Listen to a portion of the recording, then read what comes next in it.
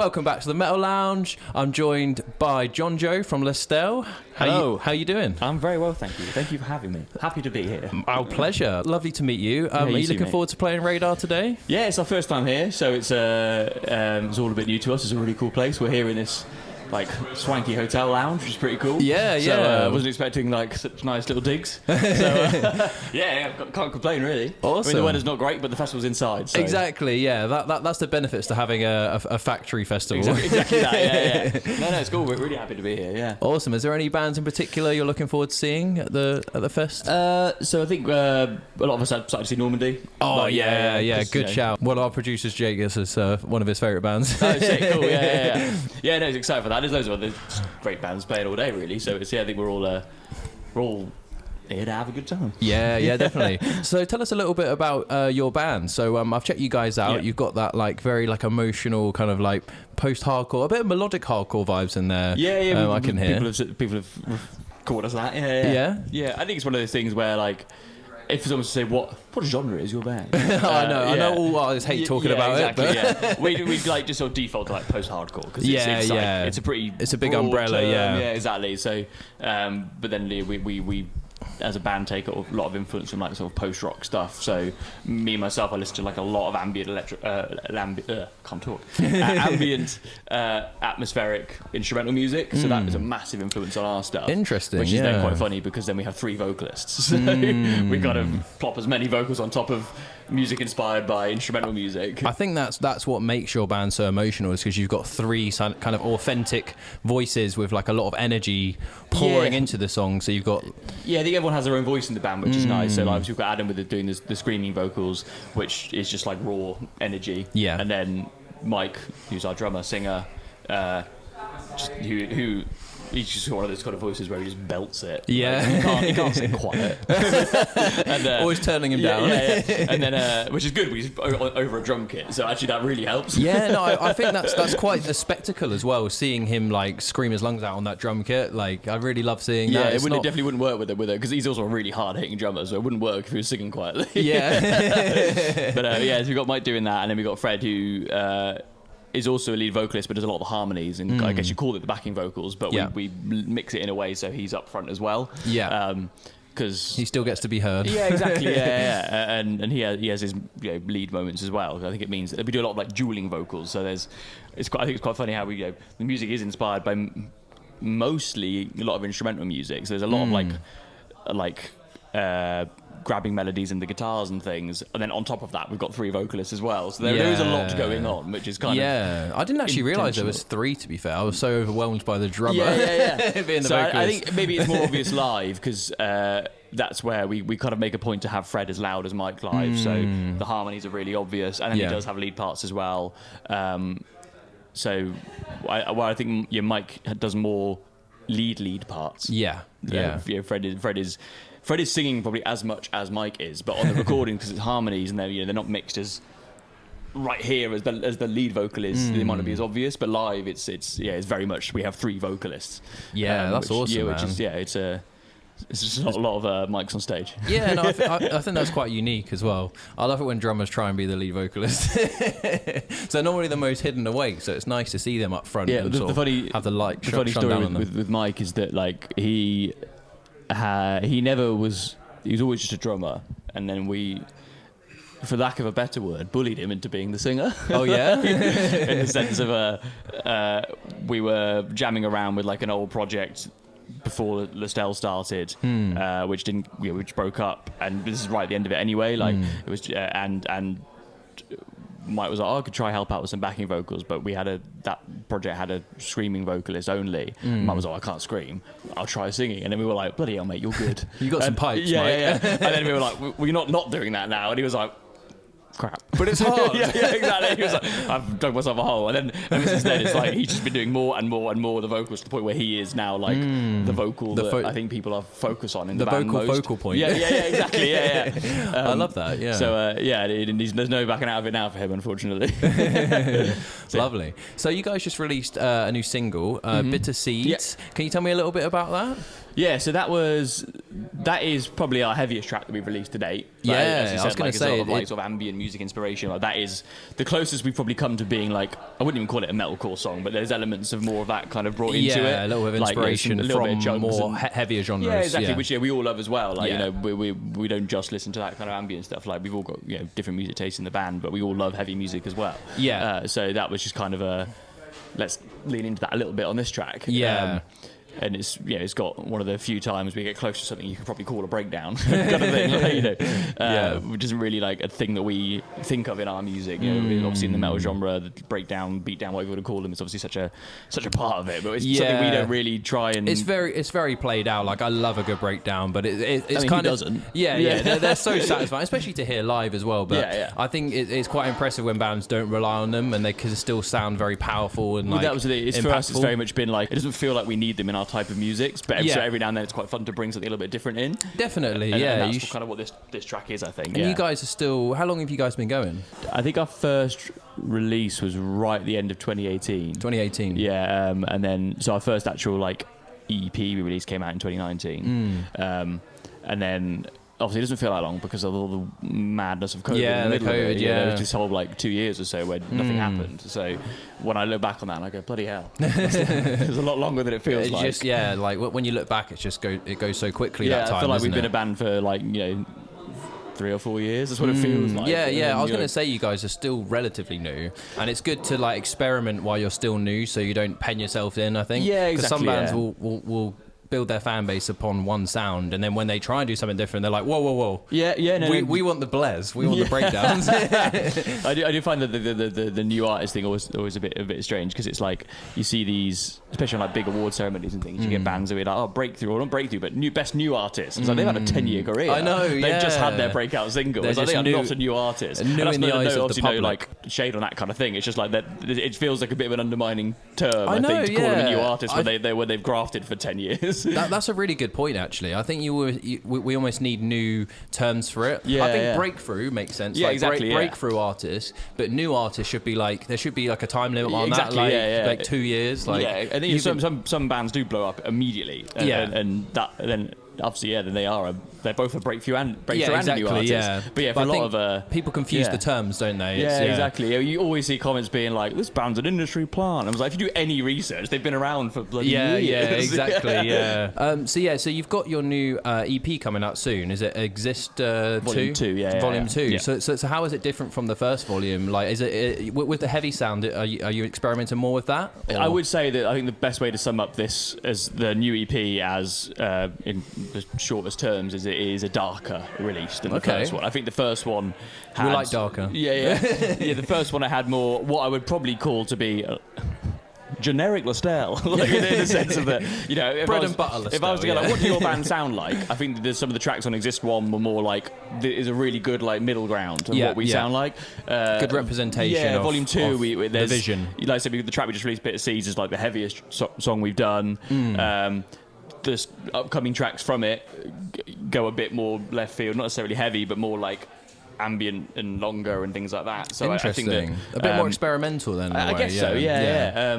So I would say that the Volume 2 is, here's what you heard on Volume 1. Yeah. And let's push it a bit further in different ways. Yeah. So it's a nice kind of difference between the two. I don't think it feels like we're just releasing the same thing again. Yeah. Which is good. Definitely. Yeah. I think it's always good to push. I think there's like some tracks on it that I think if you like Lastelle, you will like all the songs on it. But there might be some that you'll be like, oh, okay. This is like, I think Bit of Seeds being one of them. Like, definitely. People were like, this is. I wasn't expecting it to be as heavy as this, and we were like, well, good. It's a little bit different, and I think it's going to be the same going. If we're not necessarily heavy, but just something a little bit different that isn't, like I said, the more middle of the road of our music. So Volume 2 is definitely like darker. I think is the best. Best descriptor, but it pushes it in different areas, not just heavy. Yeah. Yes. Yeah. Absolutely. Yeah. Interesting. Yeah. Cool. I'm looking forward to hearing that. Yeah. So obviously your band is laden with emotion. So very in the feels band. Like, what song do you reckon hits? What song hits hardest for you, like emotionally? Would you say? In fact, probably the one for me, 'cause I think it's one of my favourite songs that we've done as a band in general, is Tired Eyes, which was the first single from Exist Vol.2. Yeah. It's the track we released before Bitter Seeds.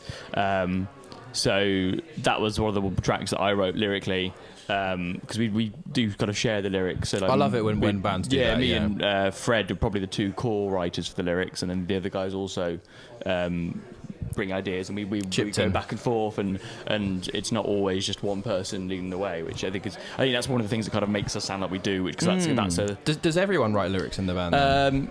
It's mainly me and Fred, but Adam and Mike do bring in their ideas, and then we kind of blend them in and move around. Or even when me and Fred write lyrics, it goes to them, and then they give their feedback, and we move things around. So it is a collaborative process. Usually one person will spearhead a song, and then the collaborative process will come in, and we'll just make sure we're all happy with it. We can all kind of feel the meaning in not in the same way, but like in your own way. Yeah, in your own way. Like I think if Fred was to show me a song that he'd written, and I went, the lyrics are cool, this is great, but I'm struggling to find the meaning in it, then we might go back and forth, and vice versa. He would do the same to me, and we try and find the middle ground, not like to water it down or anything, like just to kind of go like, we're all happy with this now. We can all see what you were telling us it meant, and therefore, like it might.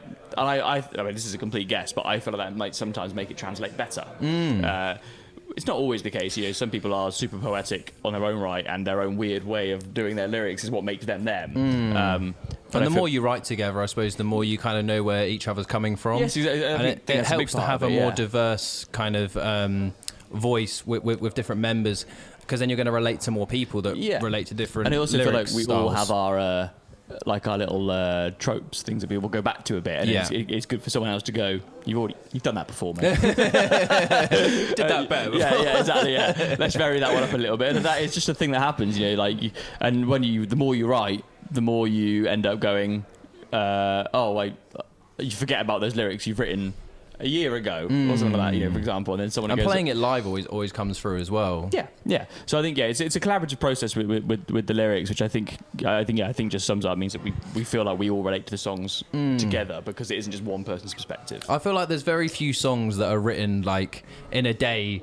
and then that's that. It's like, I find the longer the process, the more hard the process is. Oh yeah. Often the better the song. Like, takes I a think lot it of goes pressure. both ways. You either get the one that you write You can immediately. overthink a song for sure. Exactly, yeah. Or you get the ones that went through a pressurized like a diamond. Exactly. And I think like both of those. I like that, because I like it when I can unpack things from music, when there's layers and you can tell that they've gone over and over it, and that they have good replayability. I find that those sort of songs. Yeah, I think, as I was saying, like Tired Eyes for me is one of the tracks that I think, because it came from me primarily, it's one of the ones that I relate to quite a lot, in terms of just like, it's not a subject matter that no one else apart from me could get in, because it is just about like relationships falling apart, which is a thing that everyone goes through at some point.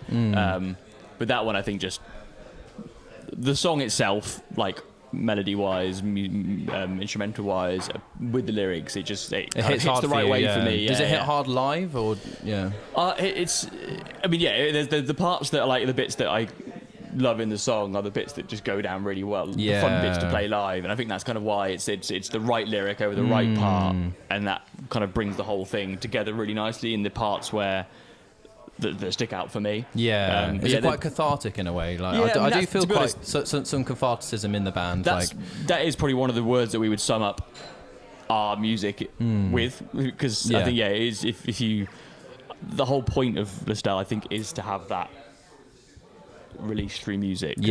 Like, as you said, our music is very feels heavy. It's not happy music, but we are happy guys. Like, that's the thing, is we're not. We're it's your outlet, isn't it? It's exactly that. Like, for me, there's a bit of an in-joke in the band that I'm a bit of a robot when it comes to like feelings. I don't get that vibe. But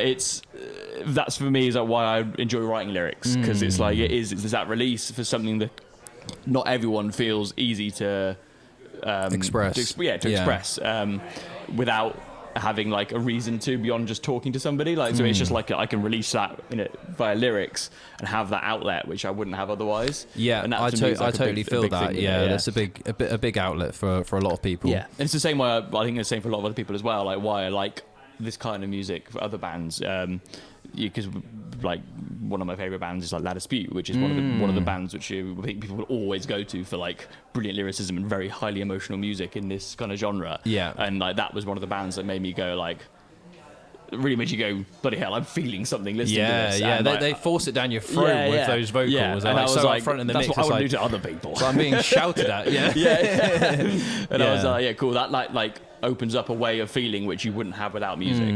Are they quite a big inspiration in your band? For me, for you, I think for a lot of the guys as well, but for me, definitely, I think in lyrics and music as well. They've just been a band that I've loved for years. So but I think they were one of the first bands to really make me go like, I want to be able to do it how they do it. No one can do it how they do it, but to strike emotion, similar to how they do it. Because I was like, I want to make. Really, it was I want the feeling that they're giving me.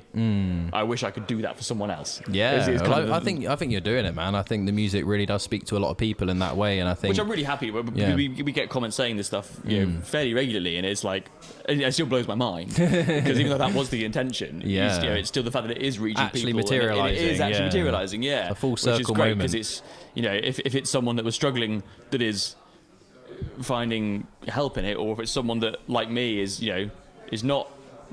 So I'm quite blessed to have good mental health, which I know some people struggle with massively. But if it's someone like me that is going, oh, cool, it's a great way for me to like get in touch with that side. That's a wicked. All that stuff's great. A lot of us have been in other bands for years and things like that. Just nothing like, just little bands. And then but it's led to this point. Exactly. And then I have a project where we're going. People are getting it is like really cool, and just for not for selfish reasons, but the fact that it's hitting people in the way that it is hitting people is like, wow, this is like, to some people this is a massive, like we are a big part of their day, or people listen to us regularly and they get a lot from our music, and I'm like, that's mental that people are getting that from the music. I sit in my little bedroom at home and write. That is crazy. mental. And you don't really, at least we haven't got used to it yet. So what would you say the funnest part about being in a band is? I think for us it's always playing live. It's always a live show. So like we've got, obviously today's going to be great. We did Download for the first time this year, which is like which is amazing. Congrats. Huge, that must have been huge thing. Awesome. And then we've got our headline tour in September, which is coming up, which is to do with the release of Exist 2. So when Exist Volume 2 comes out, we're going on like a UK headline tour, and that's obviously going to be a thing that we're nervous about. Because it's a headline tour, everyone's a bit nervous about it, I think, all the time, but like it's still going to be like a week of just hanging out with mates, having a good time, playing our music to people that want to hear our music, and like I think a lot of people have said they love that connection, whether it's between the fans or just between your own bandmates. Like it, that's the fun part. We are, the five of us are all just like five best mates. So I love that. It's I think I've always been, throughout all the bands I've been throughout the years, it's like I'd rather be in a band with someone who's a mate than someone that's amazing at their instrument. Like, and obviously the guys are great, but like that's always the things I'd rather. If I can sit in a van with you for a week, that means more. That means a lot. Exactly. And we've got the five of us are super close, and I think because of that, like when it comes to us playing the show, the coercion of us on stage is really nice. It feels really natural. It shines through that. I just feel like we all know each other well enough to know how everyone acts on stage and what they were going to be doing, and what might tick someone's buttons if we do something wrong. I wish we avoid that, and we'll help Mike unload all of his drums. Everyone's very like aware of each other, which I think is that's lovely. You have that connection that we really tried to do, and I think that then helps us, post show, pre-show, and we're talking to people on the merch desk and things like that. Like, none of it feels like a chore. Which is the nice thing. I love that. Everyone pulls their weight. It is that. But so when we've got this headline tour coming up in September, it's like, these will be the biggest headline shows that we've done, and knowing that we can kind of go into it feeling confident with us as a band is a big thing. I don't think we're all going in, oh god, what if this goes wrong during that? We're like, there's nothing. We're quite good at But I think this maybe comes, helps with the music and the way stuff that we write about is that you're very open with each other. Yeah, exactly. And that's the thing is like I think that helps us be a more communicative band. And that's so important now. If you want to make it as a band, you have to kind of have a long time investment, really. Yeah. So in order to last that long, you need to nurture those relationships and stuff. I mean, it might all go tits up when we go around a month around Europe. But like, who knows? Well, best of luck to you. I'm sure if you made it this far, you should be all right. But yeah, it is great to just spend a week or however long with. It's like a little holiday, really. Yeah, exactly. But we enjoy the entire experience. Yeah. Sometimes it does get a bit boring waiting between soundcheck and going on stage. Yeah. And there's all those little, but that's just part of touring. It just is what it is. Yeah. But better than being in an office or something. Yeah, well, exactly that. Yeah. And you go back to my office the next day, and I'm like, oh yeah. Post tour blues. Yeah, exactly that. It's very much a thing. Awesome. All right, so what's your I've asked every band this. So what's your favourite album of all time? Do I have to give just one? You don't have to give one. You can give your top 3 or top 5. I'll do top 3. Okay. I think so. Sigur Rós, one of my all-time favourite bands. Yeah. And their album Valtari is one of my favourite ones, and they're one of the huge influence for the kind of the ambient and atmospheric side of our music. Interesting. There's a small like post-rock band called F. The deep cuts here. Yeah. Me and Fred in the band are massive fans of, and they're one of the bands that them and Sigur Rós are the 2 bands that kind of got me into the ambient music, and they were, I'm pretty sure, if I remember correctly, they were on like a Rock Sound CD or something, like years and years and years ago. But I was into metalcore as a teenager and stuff like that, and then I just heard this band that like just did guitar music but ambient as opposed to heavy, and it wasn't bluesy, it wasn't rocky, it was just like atmospheric, and there's so much of both with them and Sigur Rós, so much like emotion in it. And so F, they have an album called Ceremonies, which is an incredible album. I mean, all of their albums are great, but especially that one. Yeah, that one. I've got a lot of like I wrote my like uni dissertation to pretty much exclusively listening to that album. No it was way. just like one of those albums where I was Did just you publish it? Yeah. So they're that album Ceremonies by F is massive as well, and the third one is Lost in the Sound of Separation by Under Oath. So no way! Yes. Are you going to get to catch them at all? We're not here tomorrow, unfortunately. No way! Yeah. But Under Oath have been the band that's like shaped my writing as a heavy music guitarist. People say like, what are the biggest influences for you writing music? It's pretty much just like if you smashed Under Oath together and Sigur Rós together and F as well. Like that's just where my like it's like a concoction of different influences. So those 3 albums in particular are the ones that I think like have stood the test of time for me. All of those albums are.